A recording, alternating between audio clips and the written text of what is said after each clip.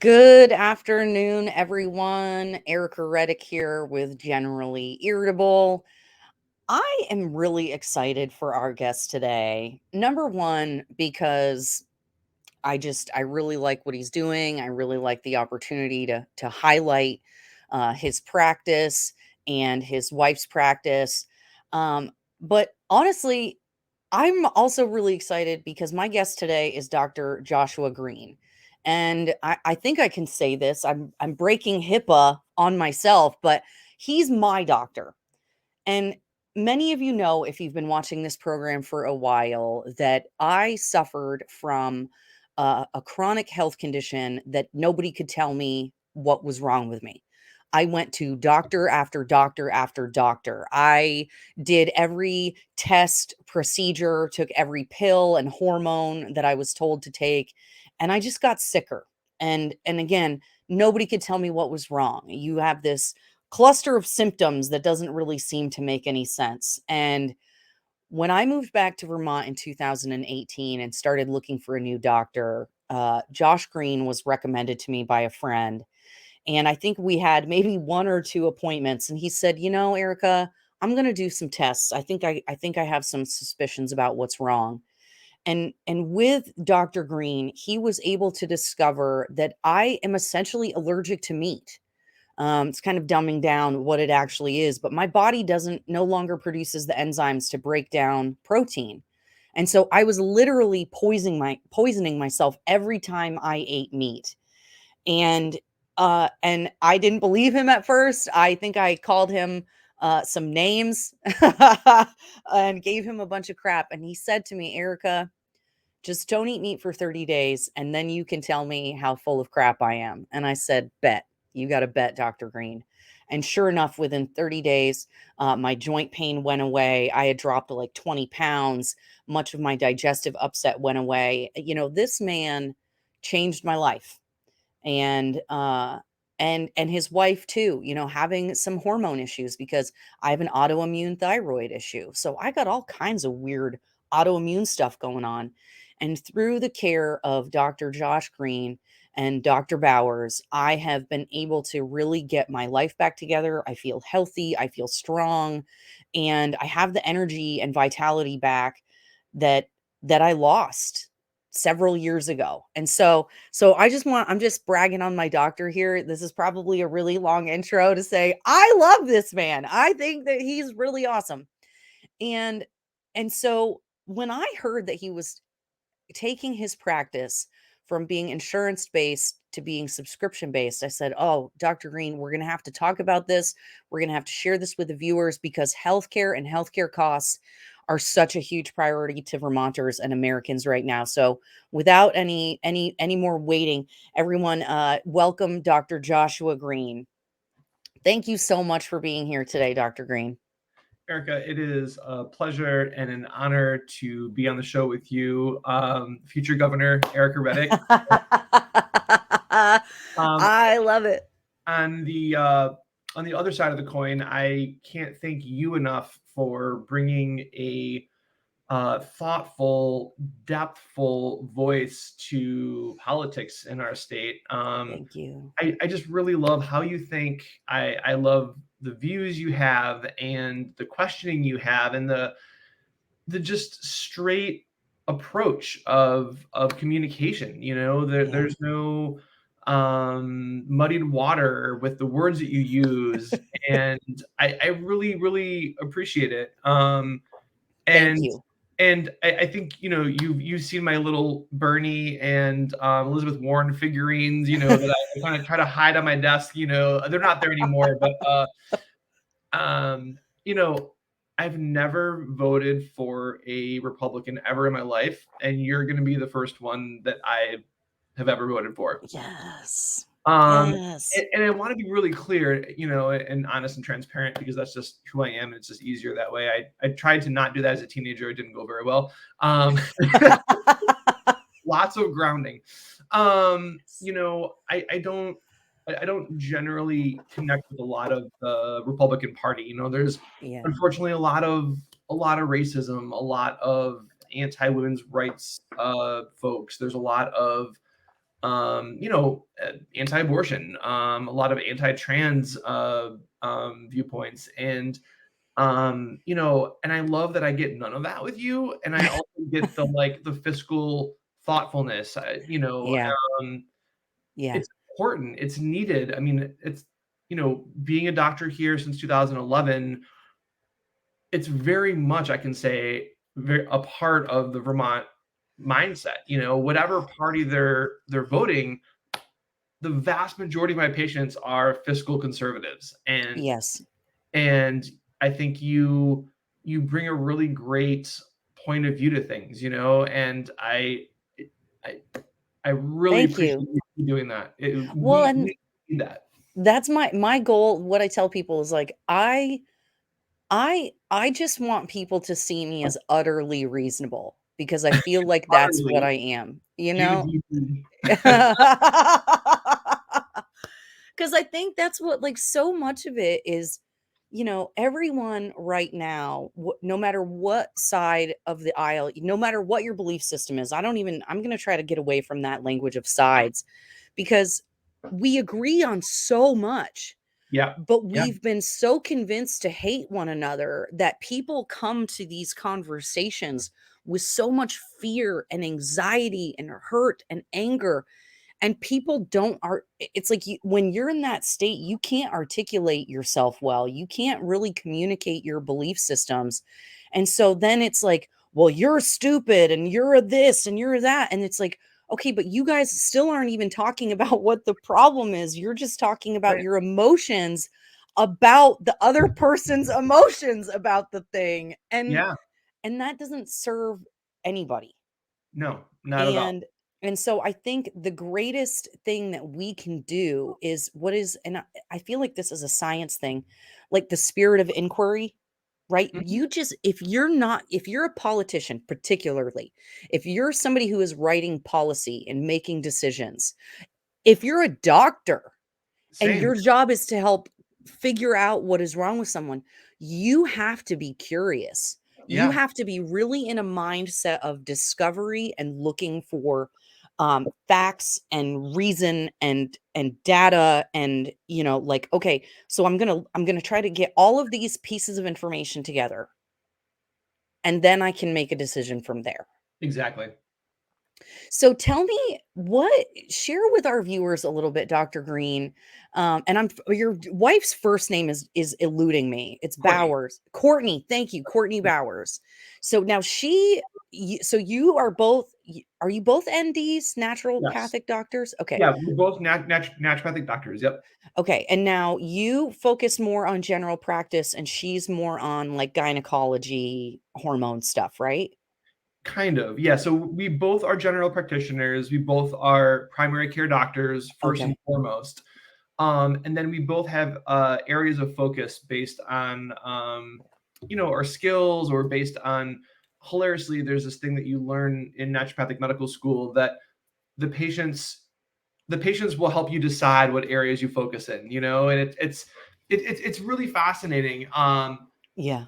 They come to you, and you end up setting up your practice, and you're like, I'm interested in this. Within 3 years, your patients will decide, for the most part, what areas you're going to get extra continuing education in, or read extra new research articles, Mm, or read more books on, or mentor with other folks who are really good at that.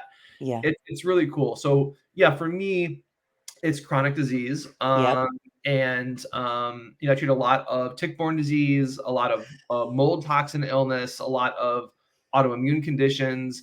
And then Mm, Courtney, she works a lot with hormones, and very depthful hormones. So, like, a lot of menopausal issues, a lot of um, mm. trans patients, because that's a real specialty of, how do these hormones work with this individual, and it's not straightforward.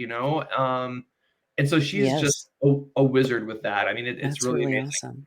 Yeah. Well, and that's one of those things where so hold on, but let me back up. So What had you did you guys meet in medical school? Like, how did you meet? Oh, our story, it's really cute. So we both went to the same naturopathic medical school in Portland, Okay. Oregon. At the time, it was called National College of Natural Medicine. It's now National University of Natural Medicine, and they have a slew of undergrad programs which are awesome. And I wish they were there when I went there.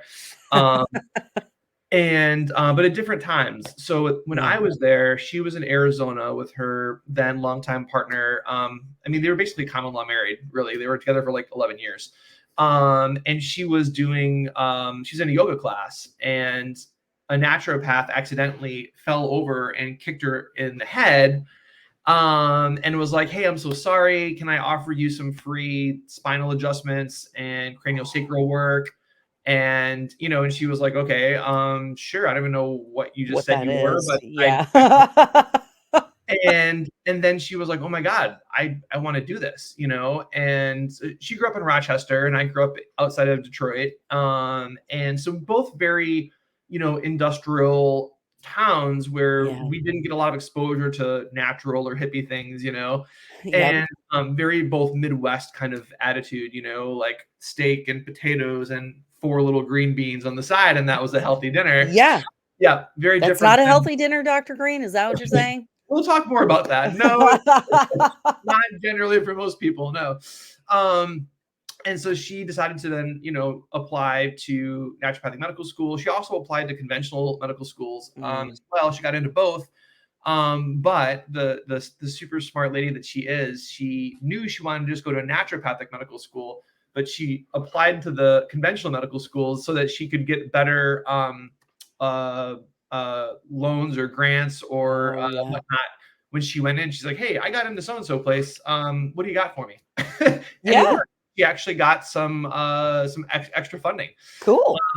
Yeah, yeah. I'm not so suave. I just was like, I only want to do naturopathic. I don't want to do anything else. Yeah. And for me, there's so many great MDs out there and great DOs, osteopathic doctors out there, Yeah.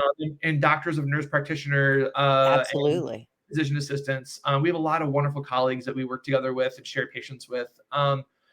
But I knew that that's all that I wanted to do. Was there something about it, like, did you have an experience in childhood or, like, with a family member where you were like, I don't see, traditional medicine or Western medicine. I don't even like those words either. I'm having a freaking English conversation with myself today in our conversation. But And that's it but also, it's so different to me. Being an yeah. MD is like you're really looking at the whole person. So, what was it that had you focus there? Yeah.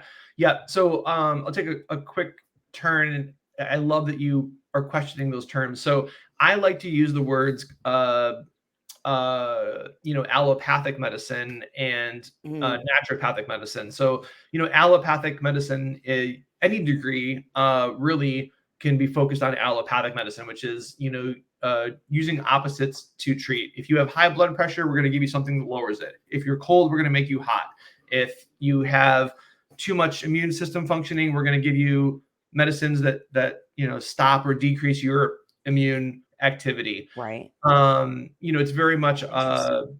again, like two rams butting heads, right? Yeah. And so philosophically, I didn't really think that was a great idea. And also growing up as a human, you see people who are treated that way, and you're Yeah. like, it doesn't work wonderfully all the time. Yeah. It has its place. I mean, allopathic medicine for me as a naturopath, imagine health as a and treatments as a pie. So Okay. allopathic medicine is one little piece of that pie. Okay. And as a naturopath, I absolutely practice allopathic medicine when it's appropriate. But I also am able to use a lot of other kinds of medicine to help the body to kind of guide it towards a certain way, or let's prevent that from happening. And it's not to say that you can't do that as an allopathic practitioner. So MDs do a lot of naturopathic things, but they do it they have to get educated on the weekends or after they're done or during their residency. They can get like a functional medicine, Yeah. certification or residency program. There's some out there. Dr. Weil's done a great job of spreading functional medicine through MD and DOs residencies. I Or like that integrated. functional medicine. Yeah, Like, yeah, yeah. No, I that love. makes more sense. Yep, Because yep. one of the things that I remember when I initially got my diagnosis of Hashimoto's thyroiditis. Okay, so this Mhm. was, God, 10, 12 years ago or whatever. I just all of a sudden like couldn't get out of bed. I was so tired. I was just like, whatever, go to the doctor.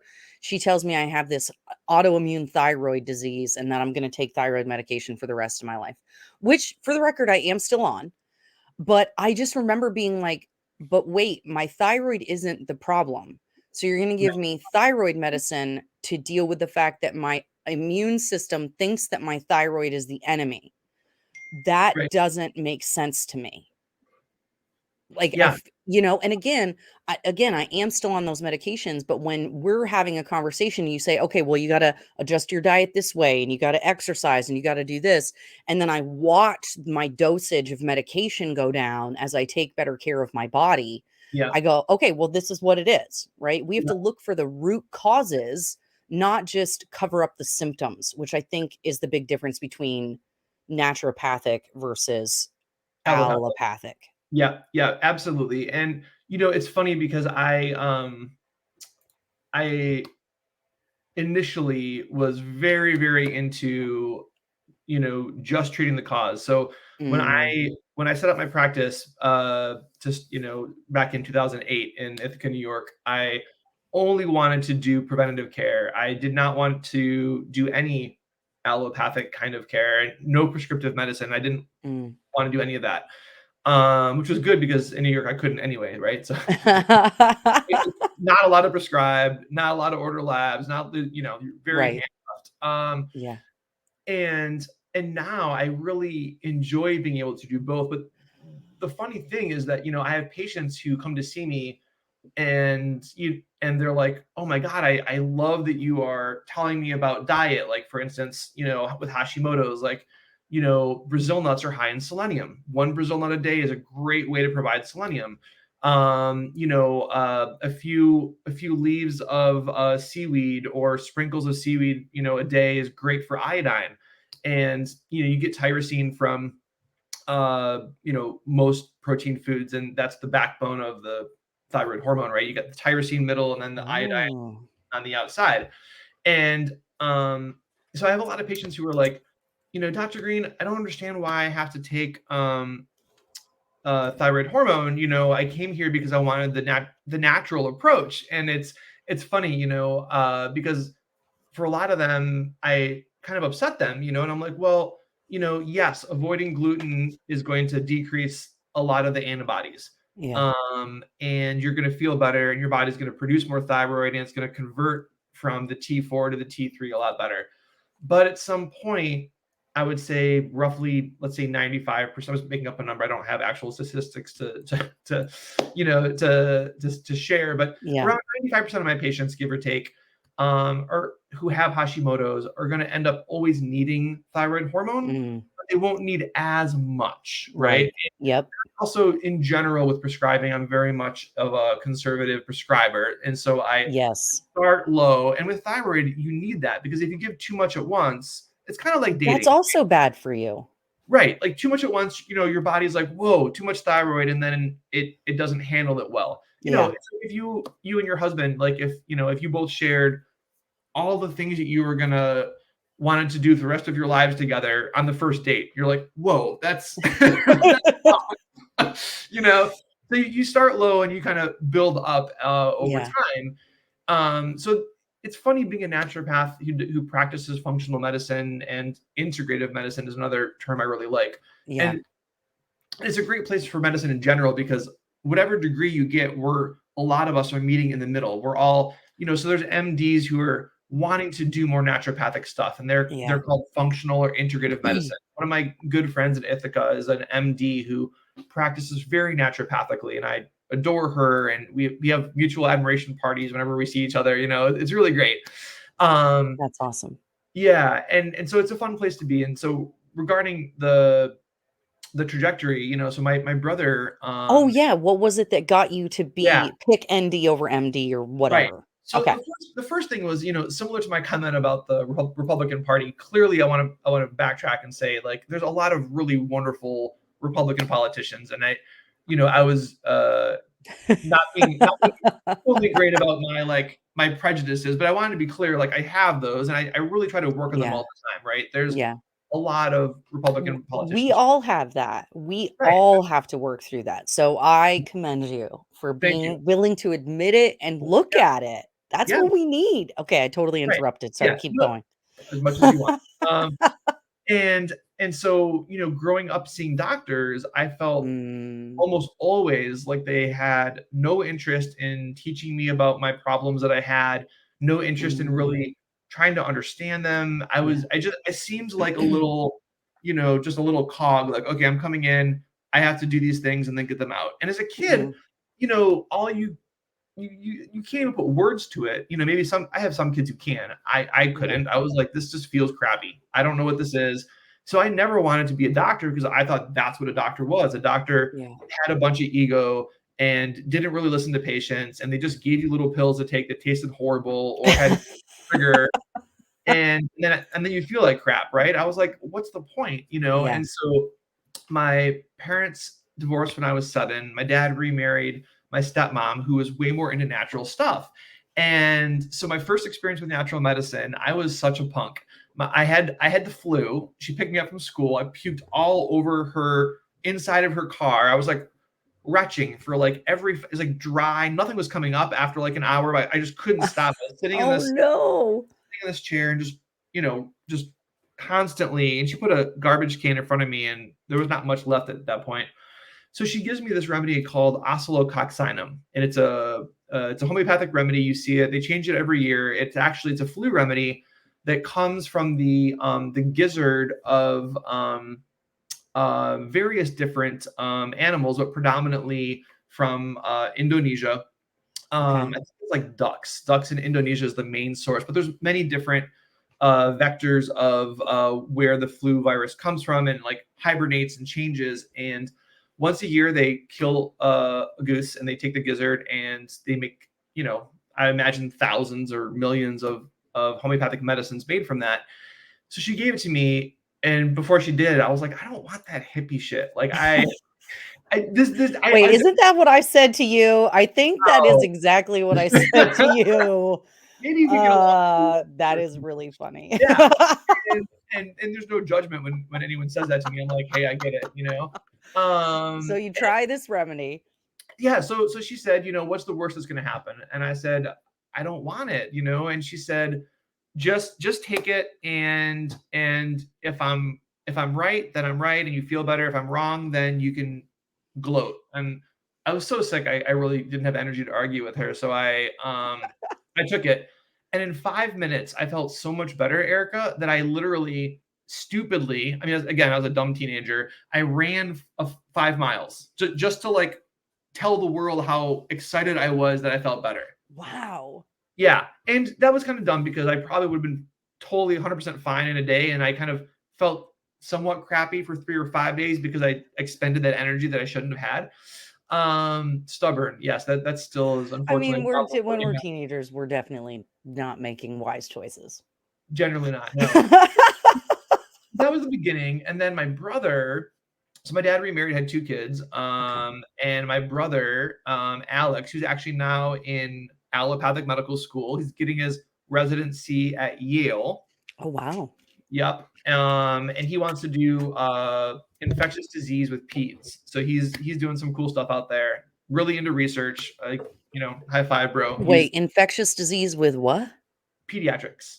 Oh, I was like, peds? What Oh, is it? sorry, What did peds. he Yeah. just So say? he wants to be a Oh, okay. So it's pediatric. jargon. I was like, is this some animal or something? What is he talking about? Yeah, please just stop me if I try not to use jargon and Oh, it comes acronyms out and though. yeah, sorry. So that is an impressive water bottle. Damn, that is awesome. Dr. Green, If I don't have this, I don't drink a gallon of water a day. I don't drink I enough water. How do you fit that in your handbag, though?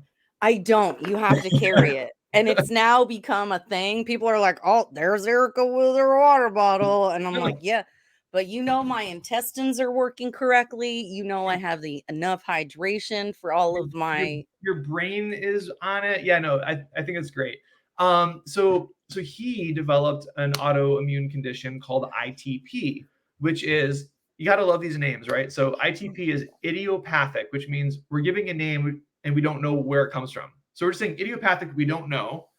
Thrombocytopenic purpura. So he had all these little dots all over his body, and it comes from the platelets. The platelets are too low.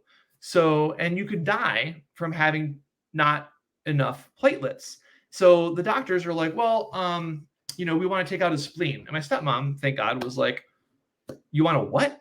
And they're like, take out the spleen. So thankfully, Why? like you, she's a thinker, and she Okay. goes, what are the what's the research on that? Because this is a and I'd like to know. And they literally said 50-50. It might help, it might not, but we want to do that. And she was like, no. Wow. Yeah, and then Wow.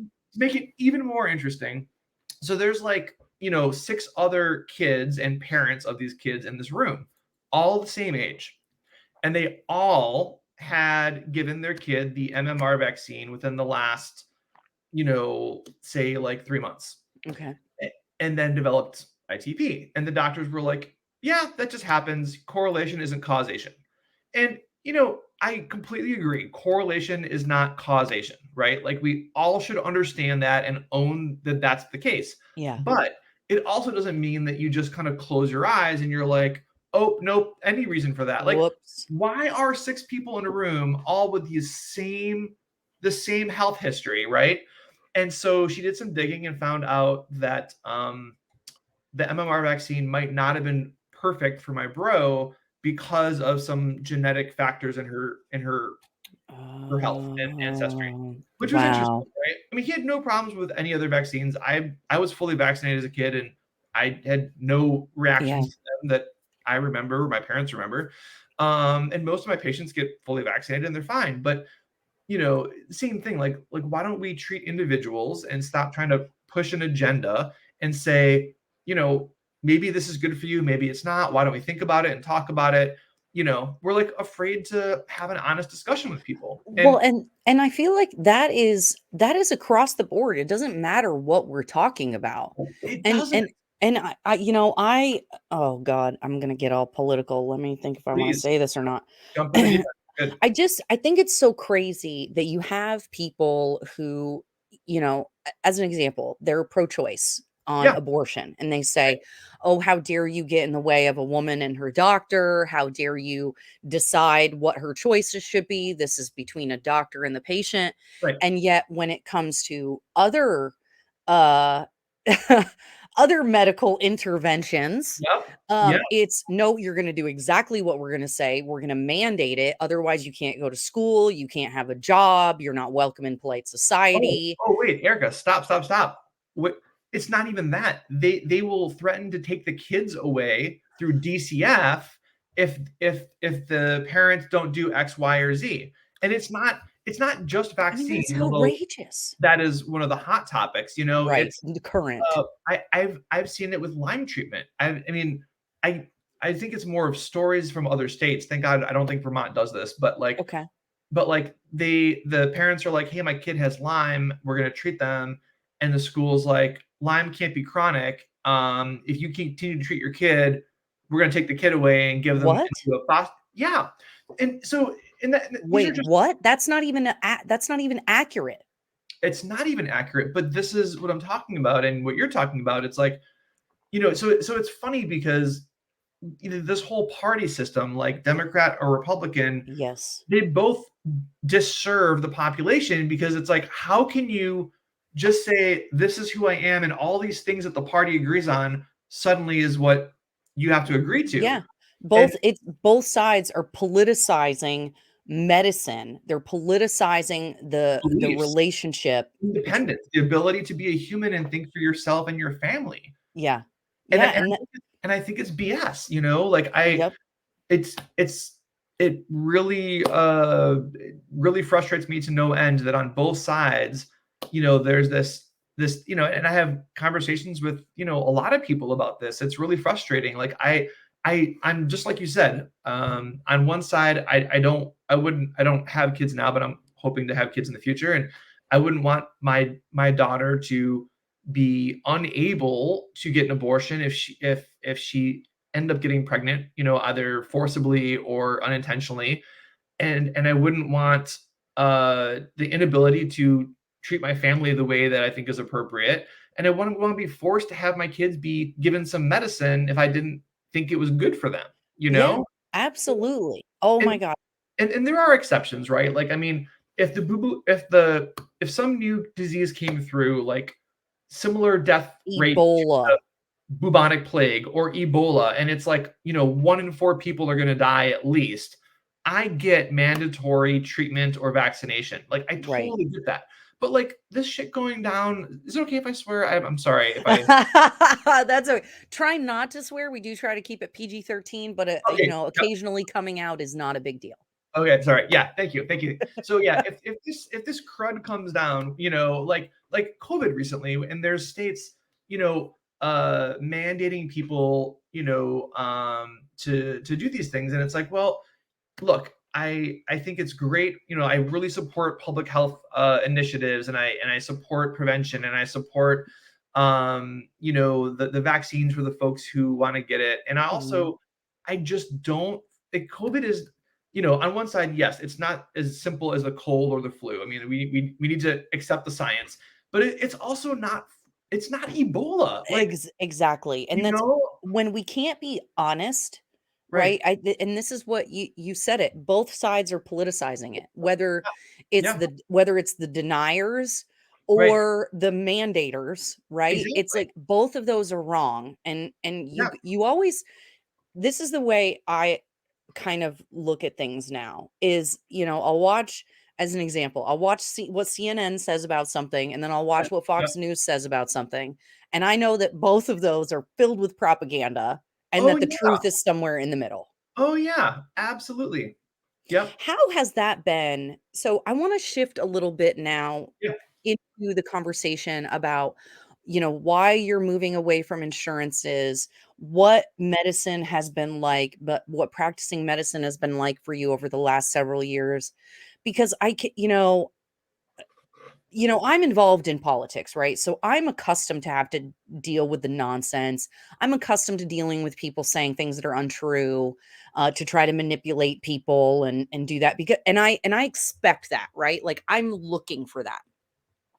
But what was it like for you as a doctor to think, "Okay, I'm getting into medicine to help people and to make a difference, to help people like my brother, to help people like my stepmom did for me."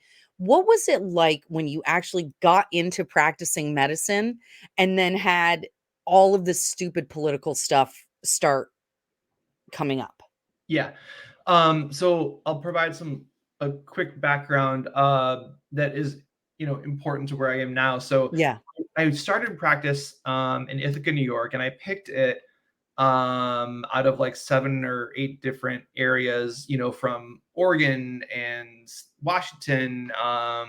Vermont wasn't on my map, but so I picked Ithaca, New York, and I tried to practice there for almost 3 years, and it was hard because I couldn't order labs, I couldn't take insurance, I couldn't Mm.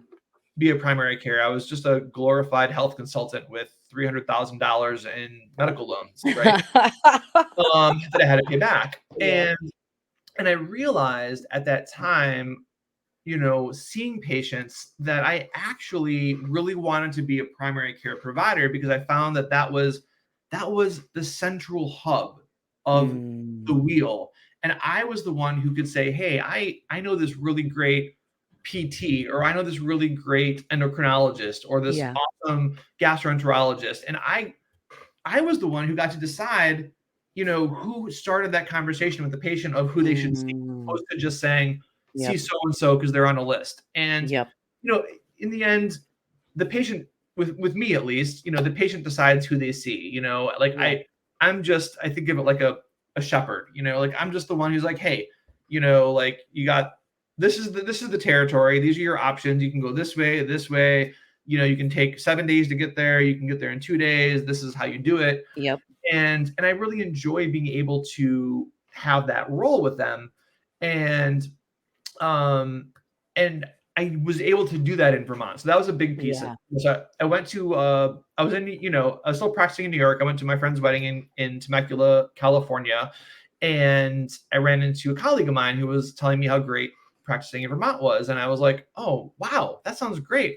And then so I interrupted his story and I was like, wait. I was like, you can take Medicaid patients? You can help Medicaid? And he looked at me and he was like, yeah, you know, he's like, they don't pay great, but yeah, you can. I said, I want to do that. I want to help people on Medicaid. That sounds wonderful. That's why I went into medicine. So, Yes. so I moved here and have loved it ever since. But there's been some bumps. And Yeah.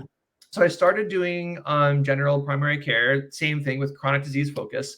And, you know, and I've had patients see me just for primary care, just someone to be there for the general things that happen in life, like poison ivy or ear infections, Mm, IBS. And I have yep. patients come and see me for like you were saying, like, no one's been able to help me with X, Y, or Z. I want you to help me with this. I know that's your thing. Or my friend saw you and wow, like they're totally fine now. Can you help me? So I love those cases, and it really keeps your brain active. Like I really love it. And my brother and I always joke because he's like, man, he's like, I would shoot myself in the head if I had to listen to someone talk about their poop for an hour. And I say to him, yeah, I would shoot myself in the head if I only saw them for 7 minutes and then I had to spend all this time, just doing research like that. Yeah. For me, like I'm such a people connecting person. Like I really enjoy understanding who someone is in order to Yeah. help them. And Well, and and that's one of the things, I'm sorry to interrupt. One of the things about you and Courtney, both, that I have so appreciated. When I came into your office and I started seeing you, I actually felt listened to. I did not, there were a lot of doctors who were like, "Oh, there's nothing wrong with you. It's all in your head. You just need to go get a therapist and get on some antidepressants or whatever." And it was like, no, there is I know better. Like I know my body. I've always been a very physical person. And so when something is off, like I can tell that there's something wrong. yeah, And I even suspected I was allergic to meat years before, or like having a problem with meat years before I met you. And I was told that I was crazy, that that was not a thing, that meat is perfectly fine for everybody and that had nothing to do with it. And so then I would get put on, paleo or some other diet that was all meat heavy, only just making me sicker. But right, when I sat down in your office, you looked at me, you listened to me, you treated me like a person, not just a number. And I mean, that alone, I'm getting emotional thinking about it, because I just remember I remember feeling safe for the first time in years in a doctor's office. And that was something that really came through in your practice. I thank you. I get that a lot from patients, and I my typical response is uh you're welcome and I'm sorry. And they're always like, I'm sorry, what are you sorry about? I was like, you should not be seeing me because I'm the person who listens to you. That's a low bar for like praise. Every doctor should be listening, and it should really just be like a connection based on personality, not the ability to listen and understand and dive deep to figure out what's going on, Yeah. Yeah. But nonetheless, it is, unfortunately. Yes. So when I came to Vermont, I was able to use insurance and help patients with their insurance and spend more time with them. And so there was a one or two codes that Mm, enabled me to do that and bill their insurance. And I had some patients complain about it, and they go, "Well, my other doctor doesn't bill this code, and why am I having to spend an additional $130 for this extra code? And this isn't fair." And I decided, look, I get that you don't want to spend that extra money. That extra time is the time that I spent understanding more about your disease, explaining mm, how you prevent it and treat it. and things to look out for. And I said, you can't do all of the things that you deserve to know about in Yeah. a 7 or even a 30-minute visit. I said, so, insurance wise, like I can spend 7.5 minutes, and that's, the minimum that I would need in order to bill you, Yeah. along with certain levels of complexity for diagnoses. And the average doctor visit is what, 7.5, 10 minutes. Yeah. So Which is um, nothing. I said, for me, right now I'm spending 30 minutes with follow-ups and 45 with new patients, and that's less than I want to do. When I first started practice, virtually every patient would walk out.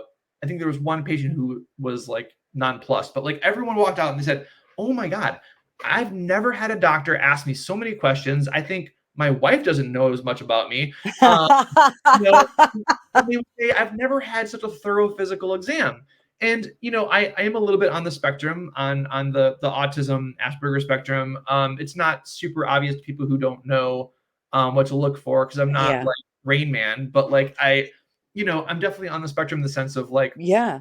patients would come in and they would say, "I'm here for an ear infection," and I would be testing their deep tendon reflexes, and I would be checking You're their nerding out on people. I'd I be doing love that. an abdominal exam, and I would be asking, and they're like literally like, "What the heck? Why are you asking me? This is just my ear." And I'm like, you know what? There's other things that might be more connected, and I'd rather you make fun of me for being more thorough than not. Yeah. The coolest thing is, at the end of the visit, they would say, "Oh, I didn't even realize that I was bloated. I didn't realize that my tendon reflexes weren't great. I didn't realize that my thyroid was swollen." And so they come in for one thing, and then you end up helping them with a Well, bunch and of this other is stuff. this is why when you have the oh my god, I already forgot. Allopathic type medicine, right? I go in for an ear infection, the doctor just gives me an antibiotic and sends me on my way. But if you're not seeing that there's like a problem with my diet, or there's something wrong with my circulation and that's causing infections to be able to fester, Yeah, and something that you told me, Dr. Green, that when you told me this, I nearly fell out of my chair. So you're sitting here talking about how you want to be a good doctor and you want to be thorough and you like nerding out on your patients and figuring out, like, digging into all of that stuff, right? That's what we yeah, want from doctors. But right. then you said that you have to have 1,800 patients on your roster, and I might be saying this wrong. Is that in order to take insurance? In order to use insurance? Like, why? What is it about these companies that force it? Oh my God, I have too many questions in my brain that just No, like all seized up. Like, how do you give good care? Why do they require that you have so many patients on your roster? yeah, that's a perfect segue. So I was giving this extra time to patients and billing insurance for that time, and Yes. and arguably it wasn't. I'm just gonna plug my computer in 1 second. Yes. Uh, my amazing and awesome and supportive wife just brought me my charger, because I of course forgot to bring it with me when I said, um, Thank you, amazing wife. Thank yeah, you, Dr. Bowers. she's the best. Thanks, Dr. B. So I was doing that, and you make more money if we're looking at on a money level. You make more Mm, money seeing two patients back to back in the time that you would spend billing that extra code. So I always said that to patients, like, look, this is not about the money. Like, mm, I could make more money flipping people. Um, it's about care, and I don't yeah. feel good not providing good care. So I did that for a few years, and then the insurance companies, all of them, I'm not even going to label one, like all of them, sent me letters of cease and desist. They said, if you don't stop billing these codes, we will start asking for all the money back. And I said, but this is a What? code. Like, I'm meeting the requirements of this code. And they said, well, the code was set up for cancer, for oncology visits. And I said, okay, well, historically, I don't have the data to disprove or prove that, but there's nothing in the code that says that it's only for oncology. And they're like, okay, that might be the case, but we're telling you to stop. Too And I said, bad. you know what? Like, I'm just a dude. I don't have the time to take you to court or the money to fight for this. At some point, I would Yeah. love to fight for it, because it's really inappropriate to say, only for cancer docs, unless it says in the code only for, like, otherwise I Yeah. should use it. But, Yeah. so I said, fine, you know what? Like, I'll stop. I'll be a good doc and follow that request. And they said, on the plus side, you can see more people. And I said, yeah, I'm going to have to if I want to keep the lights on Right. and live. And they said, yeah, you'll get to help more people. It's great. I said, okay, but just so you know, and Courtney makes fun of me for this all the time, like I over communicate with people, like I tell them more than and that's what I mean I've about being, gotten that critique myself, so I yeah, understand. being on the spectrum, like you don't always know like the social cues or the social norms. So, Mhm. and your parents can't teach you because they're also on the spectrum, right? So, so I said, okay, but I just want you to know, I don't think this is going to go well, because when I spend less Mm. time with people, I'm not going to be able to help them as depthfully. I'm still going to help them a lot compared to, like I'm still Yeah. giving them 30 minutes where the average doctor might give somewhere between 7.5 and 15, Right. but that's at my own expense. Like, Right. so for me, 1,800 patients, active patients in the last 2 years, and the same thing for Courtney, is still, let's just say probably like half of what a typical primary care, because they're seeing 4 patients an hour versus us seeing Yeah, 2 how can you actually do your job and get an understanding? I mean, unless it's something simple like, "Oh, I cut myself and I need some stitches," or whatever. Like, how do you people. actually do a good job of investigation and interpretation and decision making, Yeah. in 7 minutes? It's really hard, and it's all based on, people, humans fitting into these neat little boxes. Mm, And so, when you look at like a Merck manual, like I love the Merck manual, but if you look at it, very black and white, you say, okay, these things add up, and that's what you have, and you're out the door. Well, yes, those things add up, but it might not actually be as simple as that. It's like, mm, you might say, oh, I see a paw and I see fur and I see a tail. It's this animal. Well, if yeah. that's all you have to go on, sure. But if you do more investigation, you might realize it's a different animal, Oh you know? gosh, that's such a good description or analogy or whatever, Yeah. because it really is, right? Like, it similar people use the mosaic, uh, example as well, right? When you're focused in, you only see this much, you Right. only see Yeah. this much of stuff, but when you Right. step back and you see the totality of it, it's this whole new thing. Right. And Absolutely. so it's almost like the insurance companies are incentivizing worse care. And I hate to say it like that, but, like, do they give you an excuse, or do they tell you why they think this is better or good or Yeah. reasonable? It's interesting, right? So I don't think it's in their mission statement. It's definitely not in the ads that you see right now with like Right. happy families, and it's so funny. But it's really based on, they don't think that it's necessary. So medical necessity, they don't think it's medically necessary to spend that much time, because everyone else can spend less time, and it's fine. And they hire medical doctors to be their medical chief medical officer, and they sign off and say, yep, that's not medically necessary. And another weird thing in medicine is that if 99 other doctors who practice similarly, doesn't mean you have the same degree, just 99 other primary care general practitioners do something, that's considered the norm. Doesn't mean if they're all doing the wrong thing that it's wrong. Nope, that's considered the right thing. And Uh, so you okay. it's like you look at history books and you see people doing things differently, and their life was really crappy fighting the system. It's exhausting, Yeah. but they did the right thing and they were able to sleep better at night. So, Yep. when Courtney and I got together, it's so funny. So our first date was not really supposed to be a date. It was just, we were just hanging out, and because we both needed more friends. Yeah. And I had friends who were friends with her who were like, you two should really meet. You're both single. And we were just like, whatever, like, we didn't even think much of it. So Yeah. we were hanging out, and then our talk eventually came to, she's like, hey, I'm looking for a second practice. She was practicing in Middlebury with my friend Emily, who I went to school with, and she was like, Middlebury is so small. I think I need like one extra day in Burlington to get enough patients, because she, like me, like, she likes to help people. She didn't want to just Yeah. like have a nice little cush life and see like 4 patients a day, like 3 days a week, and which is fine. I'm making fun of it because it's not who I am, but I applaud doctors who do that, because if that Yeah. works for them and they can live financially Yep. on that, that's great. Yeah. So she was like, this is what I was like, she's like, who should I work for? And I said, well, better question. What are you looking for? Because in talking to Mm, you for the last hour and a half, I yeah. think you could probably get a job with any of them. So that's, like, anyone's going to hire a good doc, Yeah. and make room for you. It's going to Yep. work out. So what are you looking for? So she told me, and I said, so I want to be clear.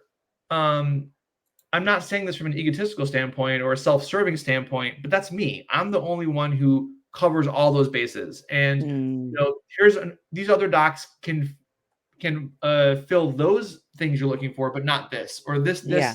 that. And she got kind of quiet, and I was like, look, like, and she's like, are you hiring? And I said, I am. I said, I haven't posted, but I've been asking around. I am hiring. And so, time when I would talk about other things, and then I was like, so do you want that or not? Like, I kind of want to know. And she would kind of hem and hawed. And finally, like, what felt like 30 minutes later, it might have only been 7, she says, this is the best thing. And she says, well, I don't want you to think that wanting to take the job because I think that you're cute. And I was like, what? Like, my hello. and I was like, so then I was like, I gotta say something. What do I say? And then so I said, well, I don't want you to think I was offering you the job because I thought you were cute. And then we had our first kiss, and the rest, Ah! I love this story. That is right? adorable. So we both very courageously, both Ravenclaw courageous, jumped in and said, why don't we try practicing together while we're dating each other Oh and my see how God. this goes, which You is like guys are crazy. potential disastrous decision, right? Like, any sane business person would say, don't do that. Yeah. But we're married now, and I love her to death, and it's great. Worked Yeah. out. Lucky. Yes. So we were practicing, and so she stepped in when I was making that transition. I just got the cease and desist, conversation. Mm, And so we were seeing more patients, and fast forward, 7.5 years later, we are both exhausted and yeah. quasi miserable. And when I say that to patients recently, when they're like asking your question about like why membership, they're like, but you don't seem that way in a visit. And I'm like, you know what? Because the visit, it's Yeah. really What are you gonna do? Oh, I wish you weren't. well, Oh man. some doctors do Thanks for that, coming and in, but oh yeah, God. right. And Yeah. and I'm just, for me, it's like, this is your time. you What know are you and gonna it's not even do? some doctors. I mean, any professional. Some professionals are very much like, I'm having a crappy day, blah, blah. They just overshare, right? And for me, it's like, I only share when it's necessary to help them. Like, I had a patient Yeah. one time say, well, that's easy for you to say, your life is perfect. And I was like, oh, that's really sweet that you think that. So then I was like, I just want you to That is know that so rude. I had a really crappy childhood, and my parents got divorced when I was 7, and my mother has a lot of mental health issues, and like it went on and on. And I was like, and he was like, oh, I didn't realize. I was like, yeah, Yeah, because because why would you share that? right, it's not anything. I was like, but you need to know that. I was like, because pretty much all humans had a crappy childhood in some way, shape, or form, and he has been so much better mentally and emotionally since I had that conversation. It was Yeah. so cool. Yeah. And I was like, because he was like, said something like, oh, you had this amazing wife. And I was like, I do. But you know what? Like, we have a couples counselor. We work on Yeah. our stuff. Like, Yeah. it's not like rainbows and unicorns, dude. Like, we have a lot of stuff to work out because Mhm. we're two separate humans trying to share space together, Oh, right? yeah. Well, and when it doesn't matter. I love my husband. I don't think God could have created a better man for me. Oh, That doesn't mean I oh, don't want to punch him right in the face sometimes. right? Like, Yeah, and you, like you said, you can't be in a relationship with another human being without there being conflict sometimes. W- exactly. Especially, like, you said it already. When you have childhood trauma, you don't even understand the ways that sort of like seeps into your other relationships and affects your ability to communicate with Exactly. other human And, beings. and it's all your amygdala, that reptilian part of the brain where you respond in a certain way based on certain stimuli that you unconsciously are reacting to. Yes. It has nothing to do with the other person. And you have to Yoda that stuff. You have to Oh my god. learn, and it's so cool to be in a relationship and do that work. One of my But friend in upstate New York, the integrative doctor, her husband is a holistic dentist, and so he had this great analogy that I'll never forget. And I've shared it so many times. He says a good relationship is like an arthritic joint. You know, don't overwork it, but slowly continue movement in the joint, and those little joint pieces, the joint mice, the little pieces of cartilage and bone, like slowly kind of wear down and it becomes smooth and functional over time. But yeah. you have to, it's a relationing. You have to relation, right? Yeah, So totally.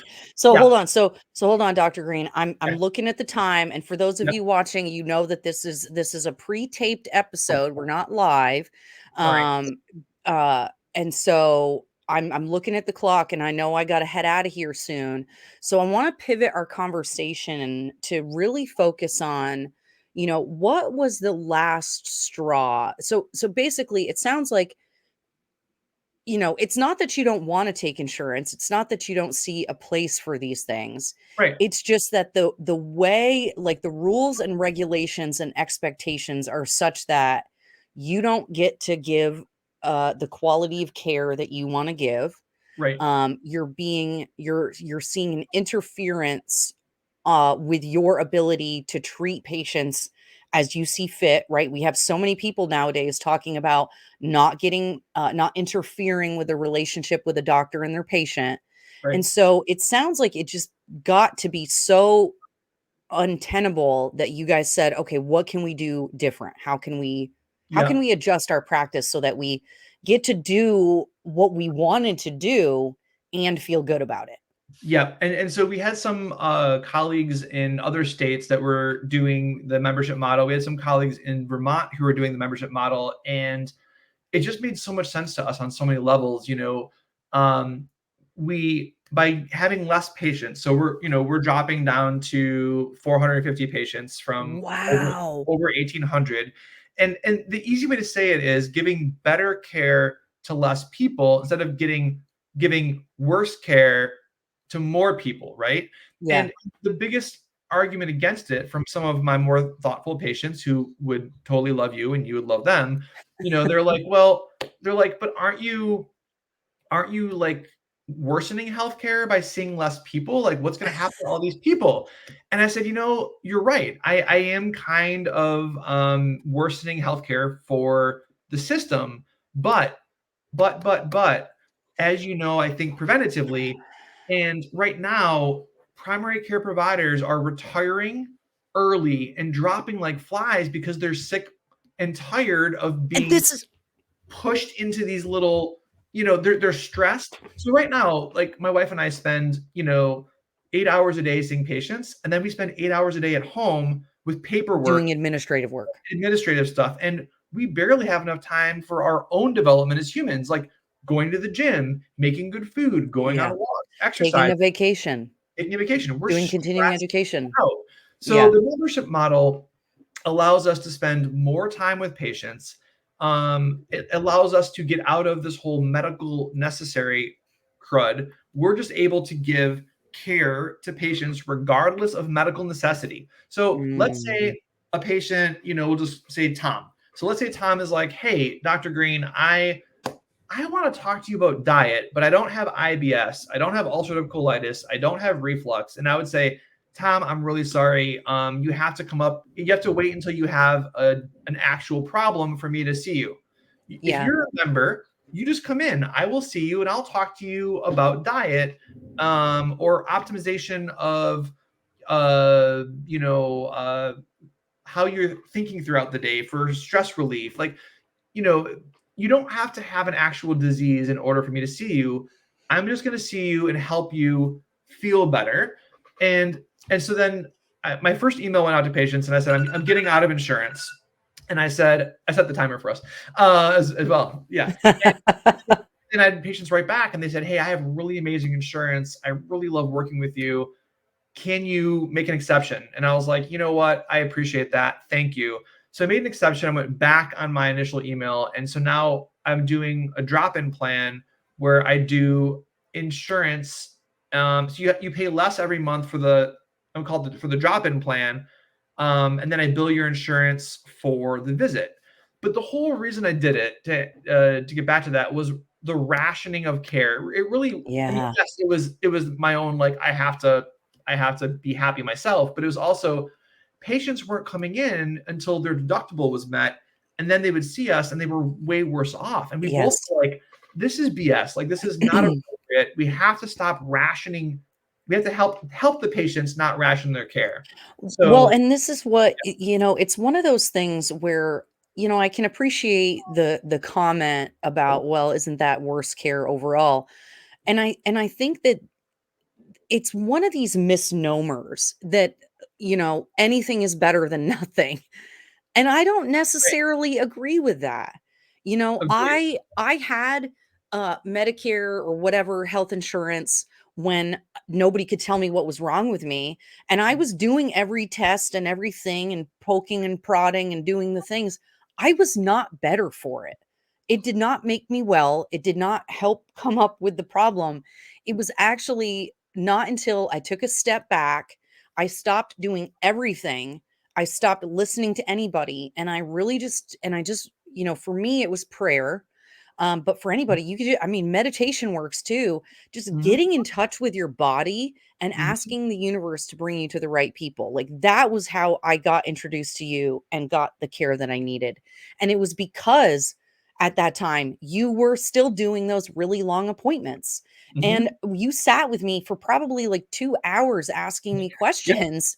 yep. And so I guess the idea that, well, everybody can get, we'll make it so everybody gets just enough health care so that they don't just die, but it's not going to be good and they're not going to get well for it. Like that,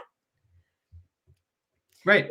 that is not, I mean, that is just a unhealthy to Well, me. Like that is not a healthy way of looking at the problem and coming up with a solution. right. And what I said to them too was, look, if this works for me, or once this works for me, and then my wife and I can start adding the things that we wanted to add to the membership, like we're going to start doing, group classes for health improvement, like Yeah. various different speakers coming in and talking about that.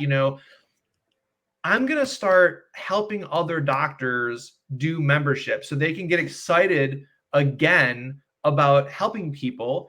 And I'm going to go to high schools that allow me, and go to colleges and go to universities.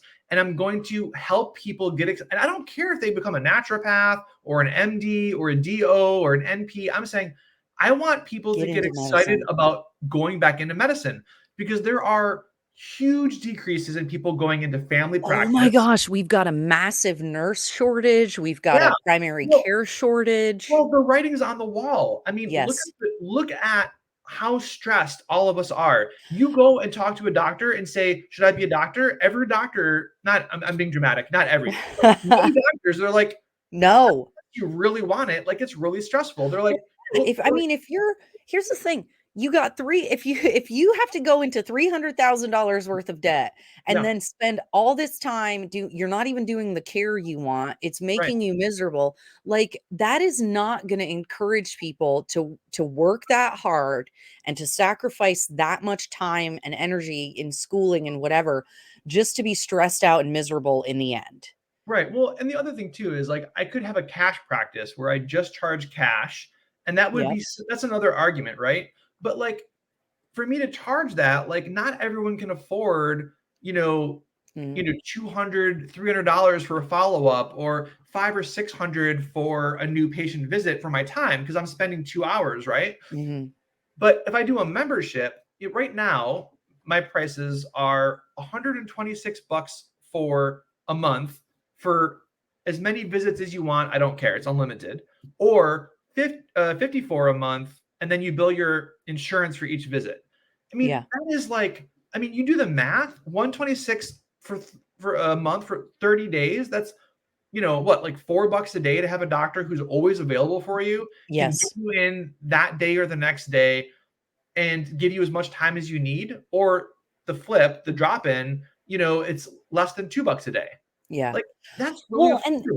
and the reality is, the system is not working. Yeah, It's not, clearly. it's really not, whether you're looking at the VA and how that's not working for veterans, or you're looking Right, at Medicare and you're looking at rationing of care and right, basically paying doctors nothing to see Medicaid patients. right, You know, the way I have come to see it is that health and insurance companies, it's not insurance anymore, right? Where we pay for car insurance, I think I pay like, I don't know, $20 a month or something like that for my car insurance, so that if in the random chance that something bad happens, right, I'll be covered, right. right? But our insurance isn't like that anymore. It's now, you're paying, $500 a month maybe for yourself. Oh, And then at least, yeah. right. And then you've got a $5,000 deductible. So you got $6,000 at minimum in fees every year, plus $5,000 in a deductible. So you really are coming out of pocket 11 grand. And I'm like, Right. yo, for 11 grand, are you kidding me? I could go get a massage every other week, and I could go get like IV Oh, freaking vitamins and be healthy as all get right. out for 11 grand a And year. when you do the math, 126 a month is like 1,500, 1,500 for the year, and you have me as often as you need me, right? Yes.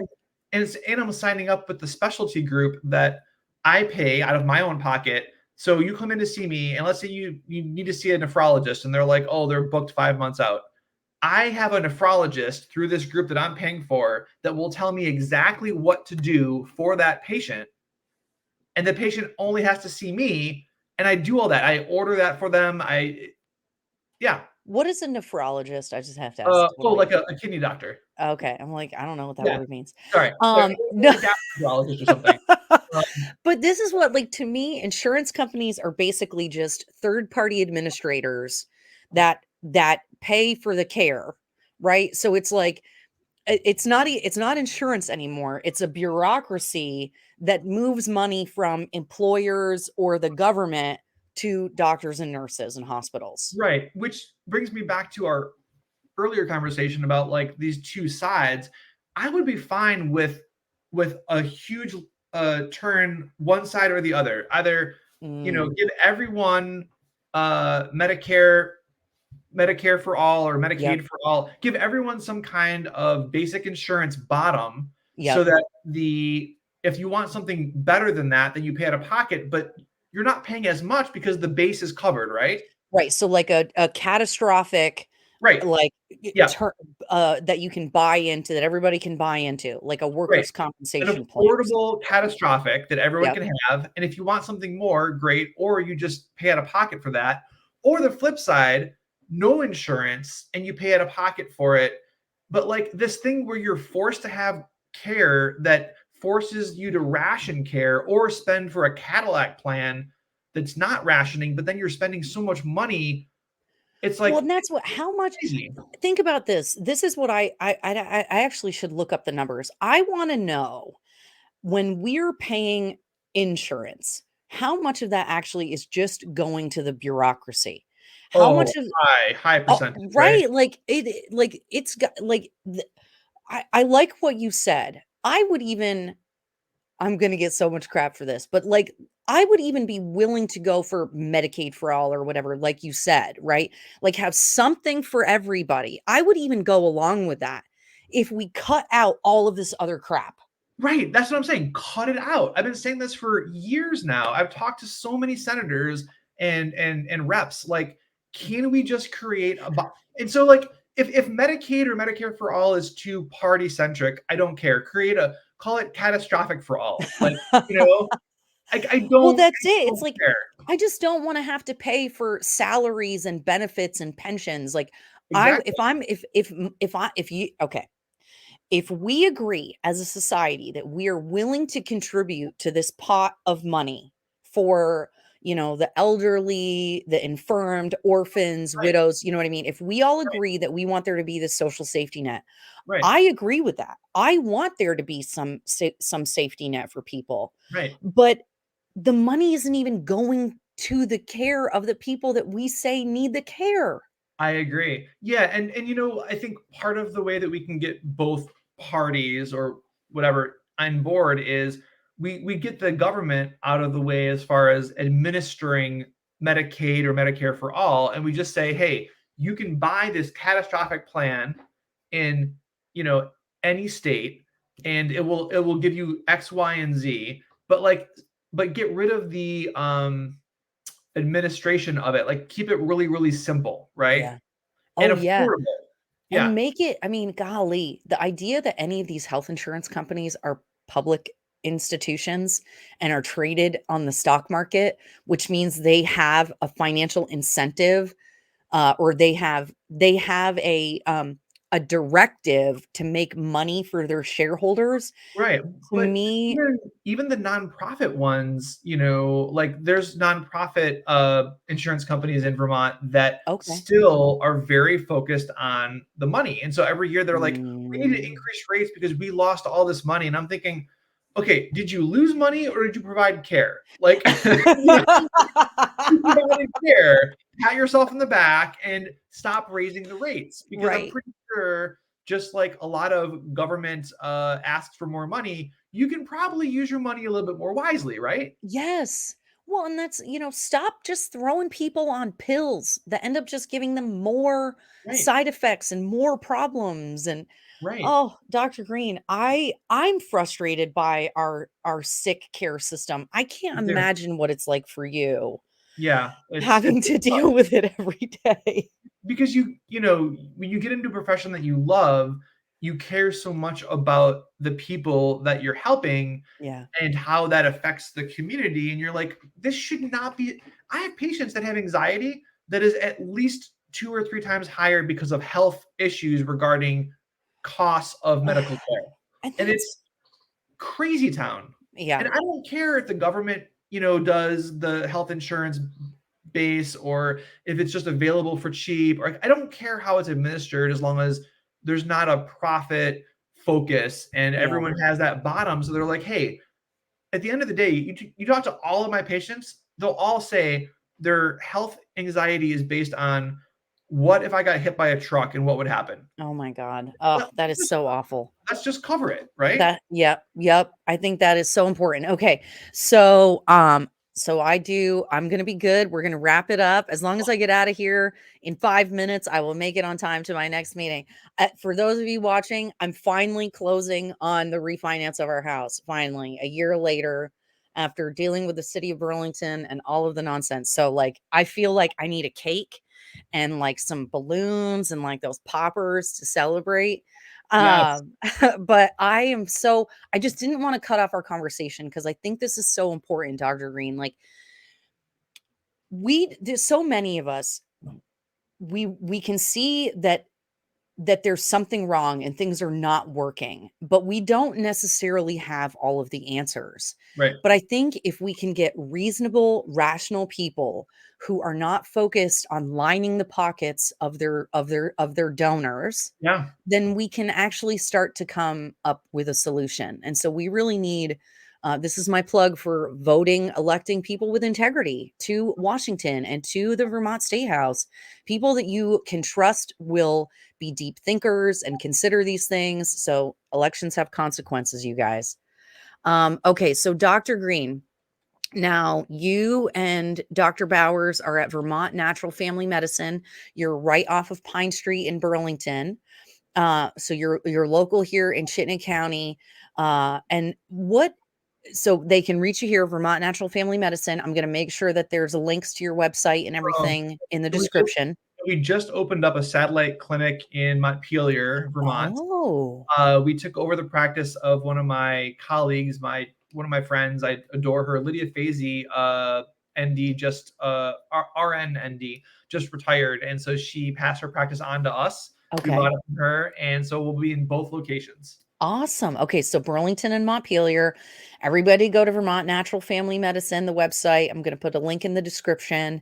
And what else, Dr. Green, I want to give you the last word, and I want to give you an opportunity to just, say a few words in closing about um whatever you think is most important, maybe that we didn't cover today or that you would like to share with the viewers. Um, the last thing I want to say really is that I really appreciate you and what you're doing and the time and Oh, energy that you're putting into politics, because it's a real gift. And thank you. I wish that there were more of you. So if you can clone yourself, that'd be great. I'm Thank you. working on it. I'm It's working on it. there's not a good word for it. It's really very altruistic, kind, giving. I think that we scrutinize politicians a lot for lots of different things, and I just so appreciate that your voice is out there, and I think you'd be a great governor. I just keep on saying that. I really do. So please, please do that. I love it. Thank you, Dr. Green. Well, I think like you, I got into this because I want to help people. I want to help make people's lives better. It's obvious, And, very obvious. and that's what we can sometimes get stuck in our minds about how to move forward or what we need. And, and I just, I guess I've just learned over the years that we have to be open to hearing new things and to considering new things. It was so funny to hear you share your story about your conversation with your stepmom because I literally did the same thing to you. I sat across from the table and you told me what you thought was wrong with me. And I was like, no way, no how. I think I called you a dirty hippie from Seattle. I think I was like, The word I tried. you're just a vegan and you hate cows. And you were like, I was just at the Jewish deli in Montreal last weekend. I remember it vividly in my mind. Oh, And I missed that deli. but it's but it but that was what was required. I had to stop and go, okay, I don't know everything. I only know my experience, my background, and how I've come to this conclusion. But I was willing to listen, and I was willing to let someone else be the expert at the table. And I was willing to remember that we don't do any of this alone or in a vacuum. Yeah, And so, I just thank you. I thank you for being willing to share your experience, because my this can pleasure. be, oftentimes in the political environment that we're in, you really take a risk by sticking your neck out and saying something that is outside of the norm. Yeah. And Yep. so I just want to honor that and honor that gift that you're giving to other doctors, nurses, and practitioners who need to know that they're not alone, that they're not crazy for being frustrated or upset. You're really giving a gift to the community today. And I thank you for that, Dr. Green. Oh, well, we're having a mutual admiration party, so thank you. Yes, Thank I you. love it. I love it. All right, hold on with me as I take us out. Hold on.